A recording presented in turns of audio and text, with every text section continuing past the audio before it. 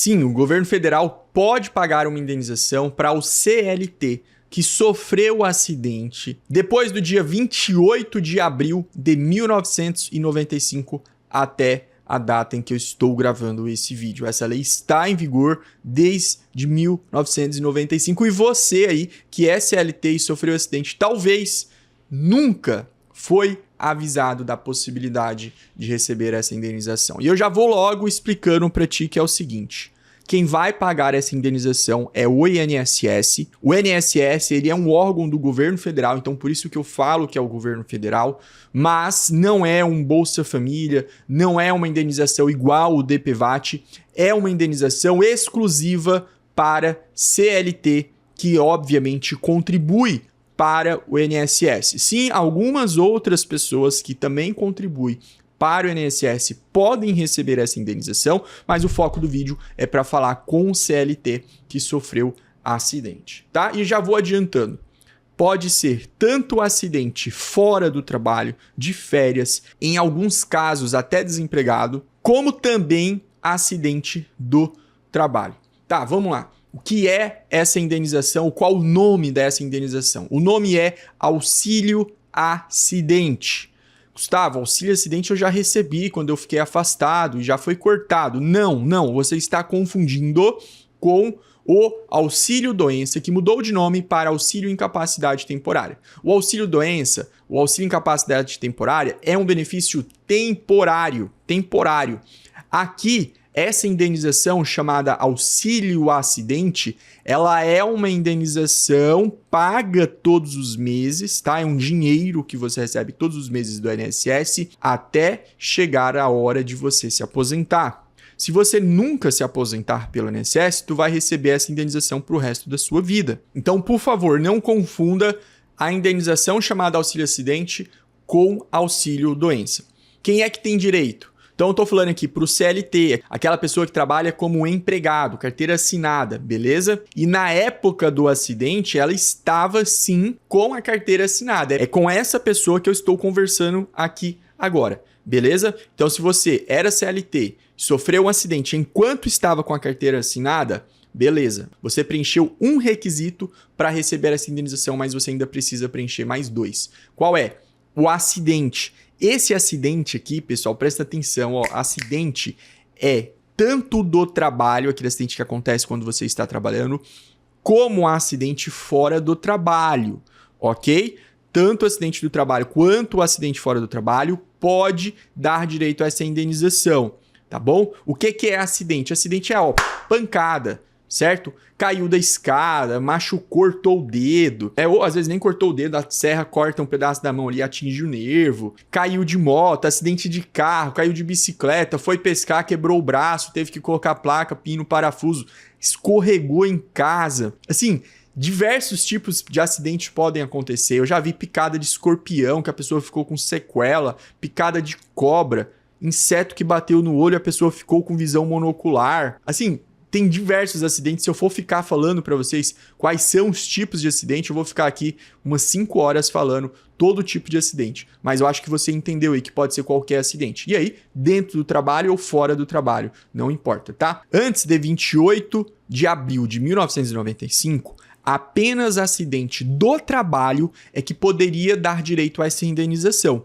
Então, olha só, antes de 1995, só acidente do trabalho é que dava direito a essa indenização. Por isso que tem muita gente hoje que acha que o auxílio acidente é pago só para acidente do trabalho, porque desde quando foi criado essa indenização, e ela tem mais de 100 anos que ela existe, foi iniciado com acidente do trabalho. Só que olha só, em 95, a gente já está em 2026. Olha quantos anos se passaram. Bastante tempo. Mas as pessoas ainda levam essa ideia, essa lenda de que só acidente do trabalho é que dá direito a essa indenização. Então vamos lá. CLT, que é a qualidade de segurado, né? Foi acidente e agora o terceiro requisito, presta atenção, porque se você não preencher esse terceiro requisito, você não vai ter direito de receber essa indenização, tá? E olha só, eu vou falar o terceiro requisito e eu vou, na sequência, responder as 5 perguntas que eu mais recebo aqui no meu canal. E se você ainda não me conhece, eu sou o Wilker Gustavo, eu sou advogado, eu sou especialista em direitos das pessoas que sofreram um acidente e também pessoas com doença grave, incapacitantes. Tá? O meu escritório, eu e minha equipe defendemos essas pessoas, defendemos pessoas de todos os cantos do Brasil. É por isso que tem esse mapa aqui, ó, no fundo aqui do meu escritório, da minha sala. Esse aqui é onde eu gravo na minha sala. Eu tenho esse mapa aqui, porque nesse mapa representa essa parte do nosso escritório, atendimento em todos os cantos do Brasil. Vamos lá então, presta atenção no terceiro requisito, que é redução da capacidade para o trabalho. Então você já sofreu o acidente, ok? Você já sofreu o acidente e esse acidente deixou uma sequela. Mas calma, não é a sequela que vai te dar direito a essa indenização, ao auxílio acidente. Não.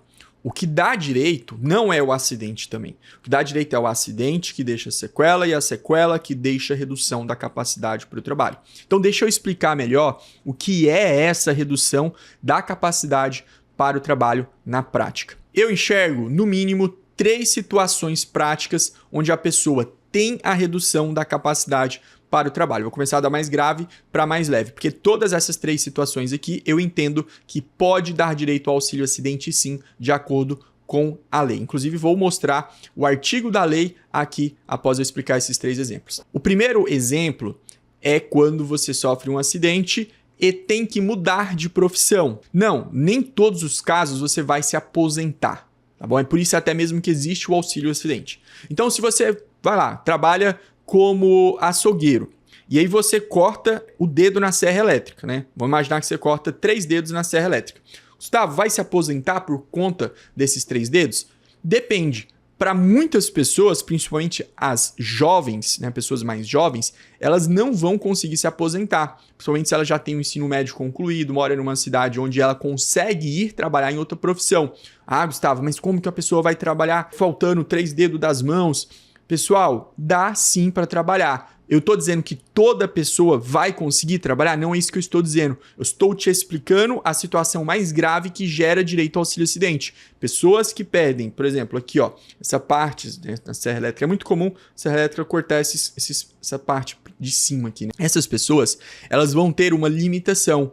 Talvez ela não vai conseguir mais segurar a faca, porque quando você perde parte do dedo, você perde a capacidade de preensão. Então você vai, talvez, perder a capacidade de segurar a faca. Pelo menos segurar uma faca a nível de açougueiro, que tem que trabalhar o dia inteiro. Talvez em casa ali ele até consegue, mas a nível de trabalho ele não consegue. Então esses casos, a pessoa sofre um acidente, fica com uma sequela tão grave que apesar dela não ter que se aposentar, ela ainda consegue ficar no mercado de trabalho, mesmo com dificuldade, mas ela tem que trocar de profissão. Esses casos aí são os casos mais clássicos de auxílio acidente. Provavelmente até o INSS pode acabar concedendo o auxílio acidente por conta própria e ir lá e avisar a pessoa. Agora, o segundo tipo de redução da capacidade de trabalho que eu enxergo, que eu vejo acontecer na prática é o seguinte: a pessoa continua na mesma profissão, porém ela fica mais lenta, ela deixa de fazer tudo. Agora mesmo eu estava vindo aqui para o escritório, conversando com um cliente, e ele sofreu um acidente e quebrou a clavícula em 2 lugares. E eu estava conversando com ele e ele me falou assim, olha, eu não dou conta mais de pegar peso. E aí eu perguntei, lá no seu trabalho, ele trabalha numa loja de departamento, tá? Estilo Havan. E aí eu perguntei, você pega peso lá? Ele falou, sim. Quando eu estou na escala de arrumar estoque, prateleiras, eu preciso pegar peso. E agora eu não consigo pegar mais por conta dessa sequela que eu tenho. Aí eu fui desenrolando com ele ali para tentar ver se ele realmente tinha uma redução da capacidade de trabalho.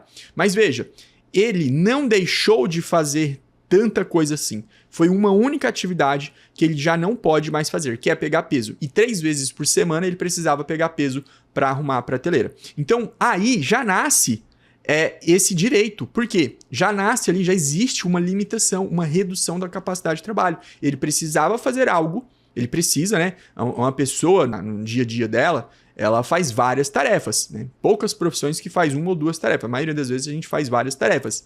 E dentre dessas várias tarefas, uma tarefa ela não conseguia fazer mais. Então, pegar uma caixa pesada, colocar no alto, ele já não consegue fazer mais. Eu acho que essa pessoa se enquadra nessa hipótese de continua na mesma profissão, não mudou o nome da carteira, tá? Continua na mesma profissão, porém, ela tem limitações. A pessoa que não consegue mais levantar o braço, por exemplo, são limitações. Ela não mudou de profissão, continua trabalhando, porém trabalha com limitações, tá bom? A terceira situação que eu vejo acontecer na prática também é quando a pessoa continua na mesma profissão, ela de fato continua fazendo todas as tarefas, porém ela faz com necessidade de maior esforço. Essa é a situação mais difícil de ser provada, tá? Se você conseguir provar isso que eu estou falando, você pode receber o auxílio acidente sim.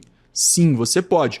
Porém, eu já adianto, eu sou advogado, eu defendo essas pessoas, então eu posso dizer com muita propriedade, com muita segurança, que é difícil provar essa situação. Tem direito? Tem, mas é difícil provar. Nós temos que provar que você tem uma sequela que, apesar de não ter que mudar de profissão, apesar de não ter uma limitação em realizar algumas tarefas, ou seja, no sentido de não conseguir fazer mais aquelas tarefas, você faz a tarefa, porém, você precisa colocar mais esforço. Para você é mais difícil, sabe? Para você é mais difícil. Então você faz, mas é mais difícil. Vamos pegar uma situação de uma pessoa que anda com dificuldade. Ela anda na loja, ela faz o que tem que ser feito, cumpre o combinado. Porém, para ela é mais esforço. Ela tem que colocar mais esforço. Se comparado antes do acidente, se comparado com uma pessoa que não tem as sequelas que ela tem. Então, essas são as 3 situações. Agora, presta atenção. Pode ser que você seja CLT, pode ser que você tenha sofrido um acidente, pode ser que você tenha ficado com a sequela, mas ainda assim essa sequela não afeta em nada a sua vida, não afeta em nada o seu trabalho, a sua profissão na época do acidente. Nesses casos, infelizmente, meu amigo, eu acho que você não tem direito. Para você ter certeza, procure um advogado especializado, converse com ele, entenda esse direito para que você possa ter certeza ou não se você pode receber essa indenização, tá? Antes de eu responder as 5 perguntas que eu mais recebo aqui no meu escritório, eu vou te mostrar na lei onde é que está essa indenização. Olha aqui, Lei 8.213 de 1991, tá? Então ela nasceu em 1991 essa lei, porém o auxílio acidente existia já em outras leis anteriores a essa, ok? Em 1995 a lei foi alterada. Em 97 houve outra alteração, mas a alteração que de fato deu direito ao CLT que sofre acidente fora do trabalho, ela aconteceu primeiro em 1995, tá? Hoje, o que está na lei é o seguinte, olha só, o auxílio acidente será concedido como indenização, então não é aposentadoria, não é benefício, é indenização, ao segurado quando? O que é o segurado? É o CLT que paga INSS. Após a consolidação das lesões decorrentes de acidente de qualquer natureza, é esse qualquer natureza que garante o direito à indenização para acidentes fora do trabalho, porque antes a lei falava assim, que sofreu o acidente do trabalho, aqui não, agora está de qualquer natureza, ou seja, qualquer tipo, resultarem sequelas que impliquem redução para o trabalho que habitualmente exercia. Então, tem que ter redução, não basta a sequela, tem que ter redução. Agora vamos responder as principais perguntas. Primeira pergunta é: acidentes muito antigos podem dar direito? Sim, tá? Sim. Se você recebeu o auxílio-doença na época do acidente, as chances de você conseguir receber o auxílio-acidente, se você preencher os requisitos, são muito altas. Mesmo que você tenha sofrido o acidente, por exemplo, em 1996, 30 anos atrás. Adianto o seguinte, na hora de montar um processo dessa natureza, você tem que ter, o advogado, na verdade, tem que ter uma expertise, tem que ter uma estratégia ali para fazer dar certo. Porque a maioria dos juízes que eu vejo, quando o acidente é muito antigo, ele tende a negar. Então, nós, advogados, fazemos uma estratégia ali de uma fundamentação importantíssima para fazer dar certo, tá bom? Segunda pergunta, recebimento de retroativos atrasados. Olha só, aqui conectando com o acidente antigo. Sempre que você recebeu o auxílio-doença por conta desse acidente, as chances de você recuperar os retroativos, ou seja, os atrasados, desde a época de quando o seu auxílio-doença foi cortado, é muito alto, muito alto. As chances de você conseguir receber isso é muito alto. Só que você só vai conseguir receber no máximo, 5 anos, tá? Por quê? Os valores, depois de 5 anos, eles começam a prescrever. Então, se seu acidente foi 30 anos atrás, em 96, você vai conseguir receber os últimos 5 anos para trás. Os 30 anos, por assim dizer, todos, você só recebe 5. Você perde 25 anos aí. Mas 5 anos pode dar muito dinheiro. Quer ver? Vamos fazer uma simulação aqui. Vamos pegar aqui a calculadora e vamos calcular. Vamos considerar aí meio salário mínimo, aproximadamente 810. Se a gente pegar aqui vezes 65, porque é 60 meses e 5 anos, né? Mais o 13º dá 65. Então, vezes 65, ó, se for meio salário mínimo, a gente tá falando de R$52 mil de atrasados. Agora, se a gente pegar aí um valor, por exemplo, de auxílio acidente de R$1.200, que é normal você encontrar pessoas recebendo R$1.200, vezes 65, nós já temos R$78 mil. R$78 mil é grana, não é? Dá para terminar a casa, dá para trocar de carro, dá para fazer aquela viagem com a família, ou dá para você aplicar, deixar na poupança, deixar ele aplicado na rentabilidade para garantir sua aposentadoria lá no futuro, né? Tem casos que eu já vi, esse aqui são menos pessoas, tá? Mas ainda assim é possível. Pessoas que recebem de auxílio acidente, por exemplo, R$3 mil. Tenho sim casos, só que são pessoas que têm um salário maior na época do acidente. E se você pegar 3 mil vezes 65, a gente está falando de R$195 mil. Aqui já dá, às vezes, dependendo da sua região, dá para comprar um terreno bom e talvez até começar um salão ali para colocar, para alugar, fazer alguma coisa nesse sentido. Então, muito interessante mesmo esse auxílio acidente, tá bom? Gustavo, todos os casos eu vou receber esses atrasados? Pessoal, assim, eu falo do direito aqui para vocês, de verdade, todo meu coração, eu falo do direito para vocês aqui, e às vezes você pode olhar assim, mas é muito fácil, o doutor tá falando como se fosse fácil. Ó, quero que você entenda uma coisa. Primeiro, eu tenho 10 anos fazendo isso aqui, eu sou advogado, tem 10 anos, fora o tempo que eu era estagiário aqui no escritório do meu pai. Então, para mim, não é que eu acho fácil, mas, poxa, eu sou muito experiente, então eu olho as coisas, eu tendo a achar mais fácil, não porque seja fácil, é pela minha experiência. Mas se você conversar comigo, com a minha equipe, com o meu time, você vai ver que ao analisar o caso concreto, a gente sabe enxergar as dificuldades. E eu falo para os meus clientes, eu peço para a minha equipe falar. Falo, olha, esse ponto aqui é difícil. Eu já adianto logo. Porque às vezes o cliente pensa, tudo é fácil, tudo é fácil. Não, tem uns casos que são mais tranquilos. E eu reconheço isso. Mas nem todos os casos são tranquilos. Tá? Só para... Você não acha que é só flores, tudo vai dar certo, eu vou ganhar R$200 mil e... Não, calma. Calma. Tem que analisar o caso concreto. Vamos para a terceira pergunta. Como é a perícia? Pessoal, a perícia de auxílio acidente tem duas perícias, né? Tem a perícia dentro do INSS e tem a perícia na justiça. Essa perícia não é ou não deve ser para avaliar a sua capacidade total de trabalhar. Então, acontece muito da gente entrar com um processo na justiça e o perito do juiz faz uma avaliação errada. Ele faz uma avaliação como se você quisesse aposentar ou se você quisesse ficar afastado. Isso acontece, é um erro e o advogado tem que estar preparado para não deixar isso acontecer, ok? Então é por isso que nós, advogados, fazemos a quesitação, quesitos técnicos ali, para direcionar a perícia. Mas, mesmo com quesitação, ainda assim o perito pode fazer uma perícia errada.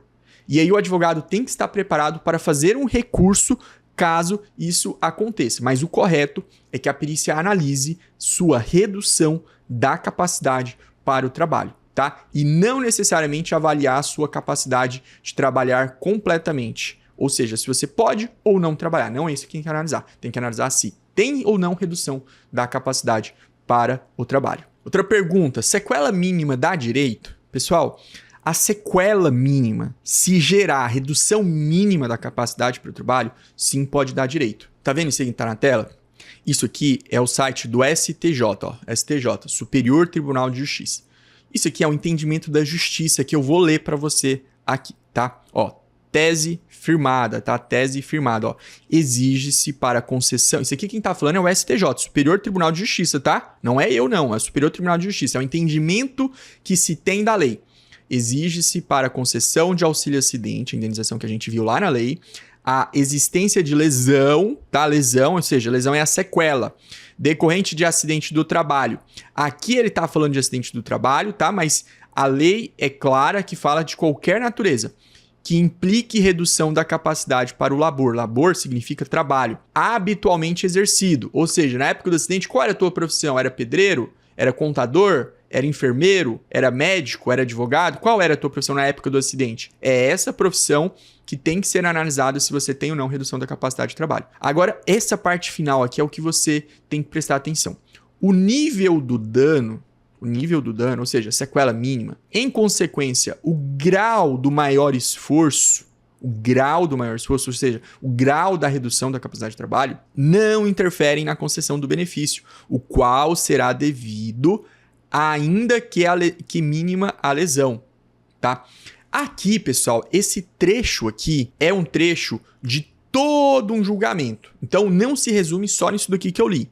Tem todo um raciocínio por trás. Isso aqui é a tese. Então, assim, eu fiz questão de ler a tese, porque eu fico falando, às vezes vocês podem pensar que eu tô falando coisa aqui da minha cabeça, que eu tô viajando, que eu tô inventando só para ganhar visualização no YouTube. Não é. Meu foco aqui não é visualização no YouTube.